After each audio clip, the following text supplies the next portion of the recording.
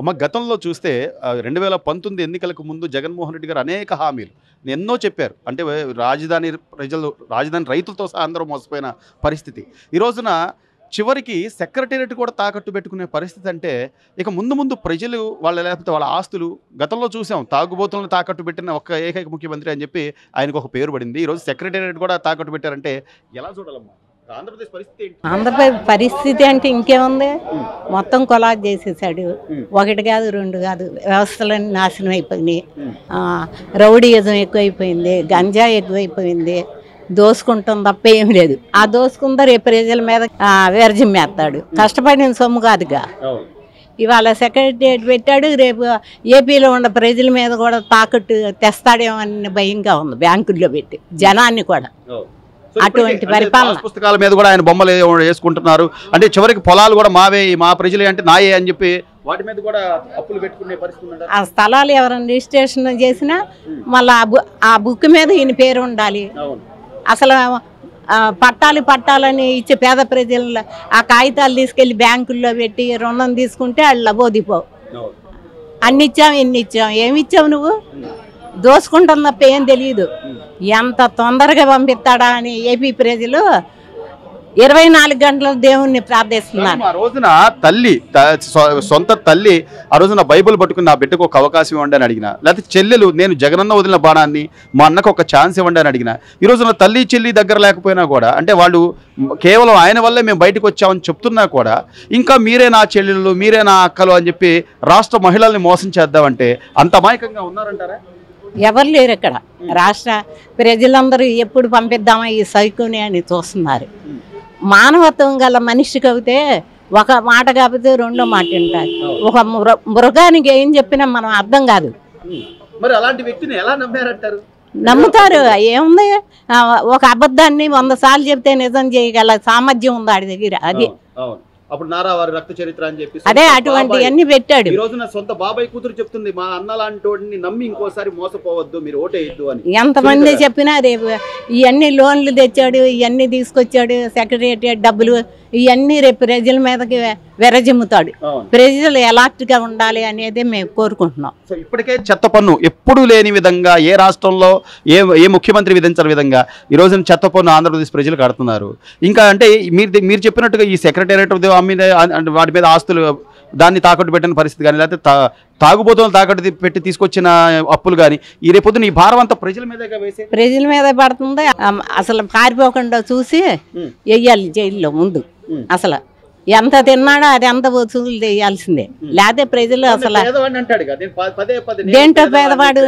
దేంటో పేదవాడు, కుటుంబ సభ్యులు ఎవరో లేని పేదవాడు, వాళ్ళ ఎవరు నమ్మని పేదవాడు ఎవరు లేరు. తనకి కుటుంబ సభ్యులు ఒక్కళ్ళు లేరు. ఇక అట్ట ప్యాలెస్ చూస్తుంటే 9 కాదు 10-15 అంటున్నారు. లండన్ లో కూడా కొని వచ్చాడు. అక్కడ రేపు లండన్ పారిపోతానికి రెడీగా ఉన్నాడు. సిద్ధంగా ఉన్నారు. ఎప్పుడు అని ఉన్నారు. సరే, మీరు చూస్తుంటారు, అంటే అనుభవజ్ఞులు, రాజకీయాలు చూశారు. అంటే ఈ రోజున రాజశేఖర రెడ్డి గారు హయాంలో కూడా ఇలాంటి పరిస్థితులు లేవు. ఒక సెక్రటేరియట్ తాకట్టు పెట్టో, లేకపోతే మందు బాబులను తాకట్టు పెట్టో, ఈ రోజున నేను సంక్షేమ పథకాలు అమలు చేస్తున్నానంటే, ఆ రోజు నువ్వు నవరత్నాలు రాష్ట్ర అభివృద్ధి చేసి ఏదో ఇన్కమ్ తీసుకొచ్చి చేస్తావు అనుకున్నారు తప్ప, ఇలా తాకట్లు పెట్టి అప్పులు చేసి అసలు ఇది ఎంతవరకు సమంజసం అంటారు? ఇది అసలు ఎట్టి పరిస్థితుల్లో సమంజసం కాదు. నేను 77-78 కానించి రాజకీయాల్లో అనుభవం ఉంది. నేను భారతదేశం స్వతంత్రం వచ్చిన తర్వాత ఇటువంటి ముఖ్యమంత్రిని అసలు ఎప్పుడు చూడలేదు. ఏ స్టేట్లో కూడా జరగలే ఇట్ట విధ్వంసంగా అందరినీ పట్టుకు కొడతాం. అచ్చెన్నాయుడు గారు లాంటి ఎటువంటి తప్పు లేకుండా రైతులు పాటు అరెస్ట్ చేయటం, పట్టుకు కొడతాం. రఘురామరాజు లాంటి వాళ్ళు ఎటువంటి కేసులు కూడా ఎటువంటి అభియోగం లేకుండా కూడా కొడతాం. నా ఏమి కార్యకర్తలు లేదు, ఏమి లేదు. ఎదురు తిరిగితే పట్టుకు కొడతాం. ఒకటి అతనికి తెలిసింది. ఇటువంటిది అసలు ఏ స్టేట్లోనూ కూడా జరగలేదు స్వాతంత్రం వచ్చిన తర్వాత. అటువంటి విధ్వంసమైన ఒక రాజకీయ మూర్ఖుడు, ఒక రాక్షస రాజ్యం అన్నమాట. పూర్వపు రోజుల్లో ఒక రాక్షసుని సంహరించాలంటే యజ్ఞాలు, యాగాలు, పూజలు చేసి యుద్ధానికి బయలుదేరేవాళ్ళు. ఇప్పుడు మనం కూడా పూజలు చేసే యుద్ధం మొదలవుతా ఉంది. అందరూ యుద్ధానికి సిద్ధం కావాలనేది నా కోరిక. సో అంటే ఈ రోజున అంటే 2019 నుంచి 24 వరకు కూడా రాష్ట్రంలో పెట్టుబడులు పెట్టేదానికి పరిశ్రమలు ఎక్కడ వచ్చే పరిస్థితి లేదు. ఉన్నాయి కూడా బయటకు పోయిన పరిస్థితి. నిరుద్యోగం పెరిగిపోయింది. మందు ఏరులై పారుతుంది. సంపూర్ణ మద్య మద్యపాన నిషేధం అన్నాడు. ఇన్ని రకాల హామీలు ఇచ్చి మళ్ళీ ఏ మొహం పెట్టుకుని, అంటే అవన్నీ పూర్తి కాకుండానే ఏ మొహం పెట్టుకుని ఓట్లాడడానికి వస్తారంటారు? సంపూర్ణ మద్యం అన్నాడు. అది పిచ్చి మందు 50 రూపాయలు తీసుకుని 100 రూపాయలు బిల్లు చేయాలి, 200కి అమ్మ. ఈ 50 రూపాయలు మార్జిన్ అయింది, ఆయన లక్షల కోట్లు కొడేసుకోను. ఈ మందు తాగిన వాళ్ళు ఏ కొండూరు కానీ శ్రీకాకుళం విజయనగరంలో ఇప్పుడు ఆల్రెడీ 10,000 మంది చనిపోయారు. ఇంకా 30,000 మంది బెడ్ల మీద పడుకుని ఉన్నారు. ఆంధ్ర రాష్ట్రంలో 50 లక్షల మంది మందు తాగుతున్నారు. వీళ్ళు కూడా ఎప్పుడో ఏదో ఒక రోజు మొత్తం చచ్చిపోతారు, 50 లక్షల మంది కూడా ఈ ఇచ్చే మందు తాగి. వీళ్ళందరూ కూడా ఈయన చేసిన పని అభివృద్ధి అంటే దేనికి సిద్ధం అంటే బాగా మందు తాగిటానికి సిద్ధం చేశాడు అందరిని. అది వీళ్ళందరూ చచ్చిపోవడానికి. చివరికి ఈరోజు సొంత చెల్లెలు చెప్పింది బయటకు వచ్చి, కేవలం మా అన్నయ్య వల్లే మా ఇంట్లో గొడవలు అని చెప్పి ఆమె చెప్పింది బాహాటంగా.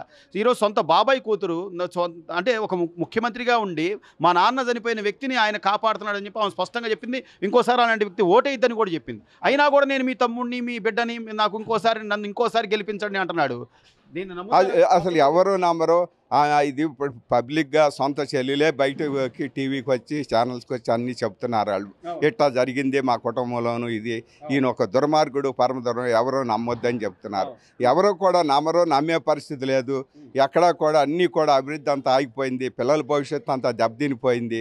అందరూ ఆలోచించి ప్రతి ఒక్కళ్ళు ఓటు 5 కోట్లు మనుషులు కాపాడిన వాళ్ళు అవుతారు. ప్రతి ఒక్క ఓటు కూడా ఆలోచించుకోవాలి మీరు. ఆ ఒక్క కోటి కూడా పిల్లల భవిష్యత్తు కాపాడిన వాళ్ళు అవుతారు. మీరు వేసే ఓటు, ఒక్క ఓటు వేసినా సరే 5 కోట్ల జనాభాని కాపాడినట్టు అవుతుంది, పిల్లల భవిష్యత్తు కాపాడినట్టు అవుతుంది. ఈ జగన్మోహన్ రెడ్డి నమ్మితే నట్టేట్లో మునిగిపోయినట్టే. ఇక అడ్రస్ లేకుండా ఆంధ్ర రాష్ట్రమే పోతుంది. ఎక్కడ ఏ రాజధాని కూడా, ఎక్కడ 3 రాజధానులు ఎక్కడా లేదు, ఏ రాజధాని లేదు, ఎక్కడ చెప్పుకోవడానికి కూడా లేదు. అందుకని మీరు ఆలోచించి ఓటేయాలి అనేది నేను చెప్తున్నా. తెలుగుదేశాన్ని, చంద్రబాబు గారిని ముఖ్యమంత్రి చేయమని కోరుతున్నాను.